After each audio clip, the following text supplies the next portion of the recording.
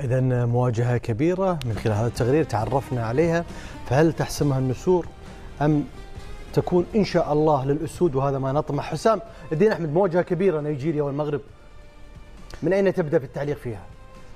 أبدأ أولا ندعو من الله سبحانه وتعالى الفوز لمنتخب المغرب إن شاء الله. وأنا أثق لماذا؟ لأن في هذه البطولة كما قلت أن في البداية كان صعب لمنتخب المغرب، وقام بتحسين بعض الأداء، حتى حاليا أنا أقول أن منتخب مصر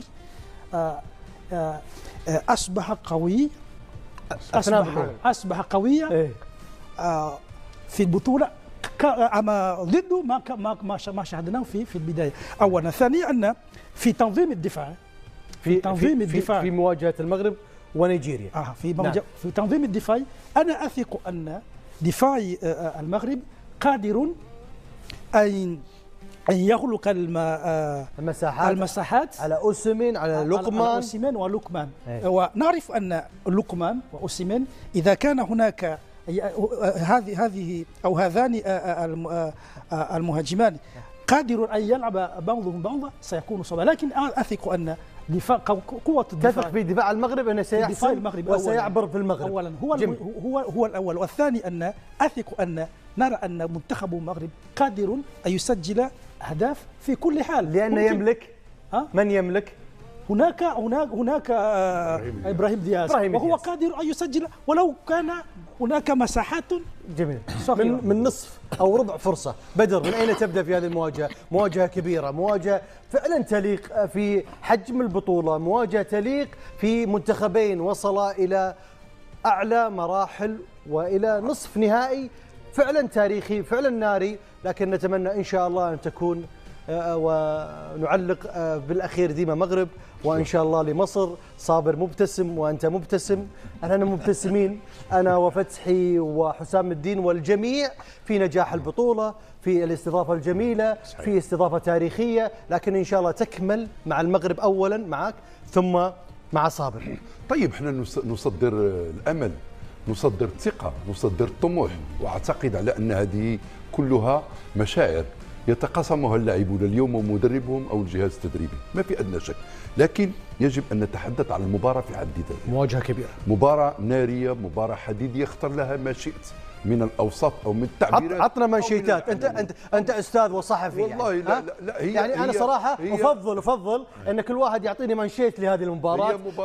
فكر فيها. شوف، هي مباراة نارية بكل مقاييس لعديد المؤشرات التي سألخصها سريعا. أولا، للطريقة التي وصل بها المنتخبان إلى الدور نصف النهائي. كلا المنتخبان سجلوا نتائج قوية جدا. صحيح أن نيجيريا ب5 انتصارات، صحيح أن نيجيريا بأقوى هجوم 14 هدف في 5 مباريات، لكن المنتخب المغربي أيضا باستثناء مباراة مالي ربح 4 مباريات، سجل 9 أهداف، لكنه مقارنة بالمنتخب النيجيري استقبل هدفا واحدا من ضربة جزاء. ثم أيضا أنا ذهبت إلى ما هو أعمق لأكد على صعوبة المباراة وعلى أن المقاييس لا تكاد تختلف بينهما، هو أنه على نسبة الاستحواذ المنتخبان معا يعشقان الاستحواذ. في 5 مباريات النسبة المئوية للاستحواذ للمنتخب النيجيري بلغت 62%. يعني كانك تقول مواجهة داخل مواجهة في نص الملعب. أيوة. منتخب المغرب وصل في ال5 مباريات إلى نسبة 63.8%. المنتخب النيجيري سدد على المرمى في ال5 مباريات 84 مرة، المنتخب المغربي سدد 71 مرة.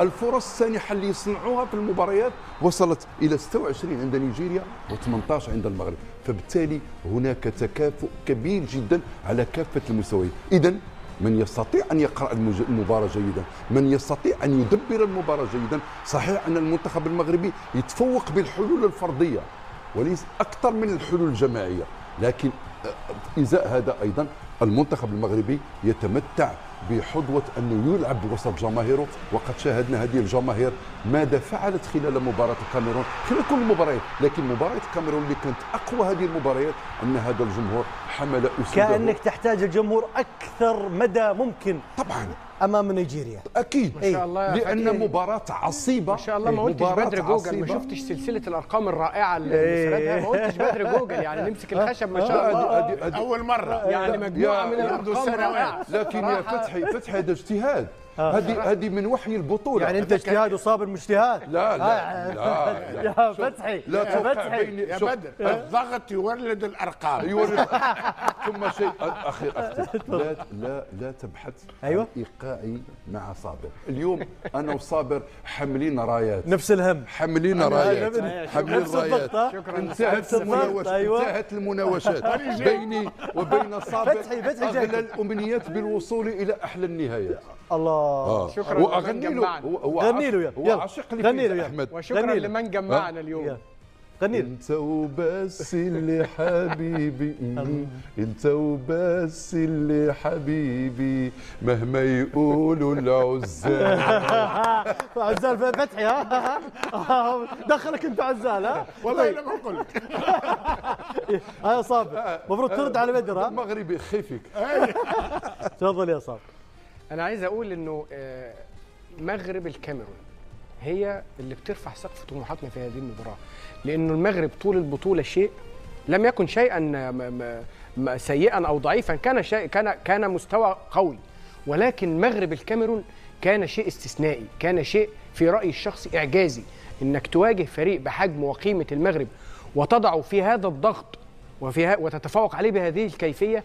انا كنت شايف انه المغرب تفوق على الكاميرون تفوق كاسح. كلنا كنا نشعر ببعض القلق قبل مباراة المغرب، قلق بدني كمان قبل أن يكون قلق فني، وشاهدنا تفوق بدني غير طبيعي للمنتخب المغربي على منتخب الكاميرون. أنا بقول لو تكرر سيناريو مشابه لما حدث في مباراة الكاميرون، المنتخب النيجيري لن يكون له تواجد في الملعب، رغم قيمة واعترافي بقيمة وقدرات ومواهب المنتخب النيجيري وصعوبة التفوق عليه، ولكن الوضع مشابه جدا للمنتخب الكاميروني. لذلك الكرة في ملعب المنتخب المغربي، لأنه هو اللي رفع سقف طموحاتنا، هو اللي ظهر بهذا المستوى. إن لم تظهر بهذا المستوى فالمشكلة عندك. طالما أنت عندك تقدر تدي كل هذه القدرات، يبقى أنت مطالب أمام هذا الجمهور بأنك تقدم نفس هذه العطاءات. وفي هذه الحالة مش هقول لك أنه نسبة الفوز هتكون 55، لا هتعدي 70% إن شاء الله. فتحي، وصفك بدر وصابر اتفق معاه في العاذل لا سمح الله، وأنت تدعم وتحفز وتشجع، وساندت في البداية وساندت شخصيا معهم، يعني صعبة. مش معاهم للآخر. أنا ما نجمش نجاوبه بغنية خاطر الصوت ولكن ما أباركه الحب اللي ما بيناتكم، إن شاء الله يتواصل هذا الحب. لكن نعطيك طالع أغنية بتلوموني ليه؟ الله شو عملت لكم؟ وانا معاكم. وشكون يغنيها ما نعرفش. بتلوموني ليه؟ انا ما لومتك انت، انا ما لومتك انت، لومت حسام. لا صح يا صاحبي، لومت حسام. حسام لامك بدر. ايوه شوف المقابله نتاع غدوه، والله مقابله نهائي ها موندياليه، هذه تكون افيش، سامحوني ما نقيش العباره بالعربي، افيش حتى في كاس عالم مغرب نيجيريا. شوف اسماء اللاعبين اللي موجودين فوق ارضيه الميدان، شوف مستوى زوز فرق، المغرب بي اس جي يعني ريال جالاتا سراي، بوستر يعني بوستر للفيلم يعني غلاف نتاع المقابله. معناها انا ناكد لكم ونتاكد، لانه المقابله هذه مش العرب ولا فارقه برك باش يشاهدوها، حتى في العالم باش يتابعوا كاس افريقيا، لانه هذه مقابله الحقيقه بين زوز فرق باش ننتظروا منها الكثير. به عندي تساؤلات الان. التساؤل الاول وعندي له اجابه، هو انه هل ان الجمهور المغربي سيكون حاضر بنفس الحماس تاع مقابله الكاميرون؟ نعم واكثر، لانه قربنا للعين وباش يشربوا. صح. هل ان وليد الركراكي حاضر للمقابله هذه مثل ما جهز الفريق لمقابله الكاميرون؟ انا عندي الجواب ومتاكد 100% وانه حاضر وجاهز. الان التساؤل الثالث اللي قدامه نقطه استفهام، هل أن اللاعبين تاع الفريق المغربي غدوة باش يكونوا في نفس المستوى والحضور البدني الاستثنائي الرائع اللي ريناه أمام الكاميرون؟ لهنا أتساءل هل أنه فعلا جاوبت بالسؤالين الحين، ليش ما تجاوب؟ ليش ما تجاوب؟ غدوة الميدان يجاوبني، لأنه نيجيريا مش كاميرون، ثم ما قام به الفريق المغربي يومها، أنا قلتها، قلت اللي قام به الفريق المغربي يومها هو تقريبا مقابلة لو لبسوا بدلوا الفانيلا نتاع الفريق الكاميروني بدنيا. معناها الفريق المغربي تقريبا أوقف الفريق الكاميروني وما أدراك بدنيا وفاز عليه بدنيا. الآن حسم المقابلة حسب رأيي المقابلة سيحسمها شخص. بالنسبة لي أنا الشخص هذا اللي هو في إجازة منذ بداية البطولة ولم نره منذ بداية البطولة، وهو تقريبا المغرب كامل يأمنوا به واحنا أمنا به خاصة في كأس العالم، هو ياسين بونو.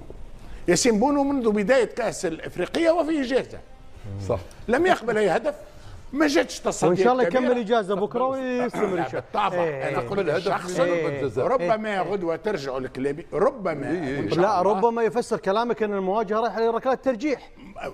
ركلات الترجيح لا ربما يكون في انقاذات، لانه تعرف خط هجوم. انا اعتبر شخصيا كيف اتصور المقابله وانه غدوه مقابله ياسين بونو، لانه امام اوسيمين ولقمان وغيره. قوه نيجيريا في الهجوم، قوه المغرب في الدفاع، ولكن الى حد الان قلت ياسين بونو عامل كأس افريقيا وهو نائم، لكن مش انت راهو هو لكن لا تنسى مباراة الافتتاحية، مش النوم تاعك انت راهو لا مرتاح. السؤال كذلك حتى المنظومة وخط الدفاع عليه مسؤولية كبيرة. ما ديما اخر العارين كما نقولوا هو ياسين بونو، وانا اتمنى بالطبع وانه ياسين بونو يرجع لنا كل ما فعله في كأس العالم ومستواه الراقي والعالي، وبطبيعة الحال نتمنى فوز الفريق المغربي. كنا في الرباط قبل قليل والآن من الدار البيضاء تحديدا الجماهير المغربية فخورة سعيدة متفائلة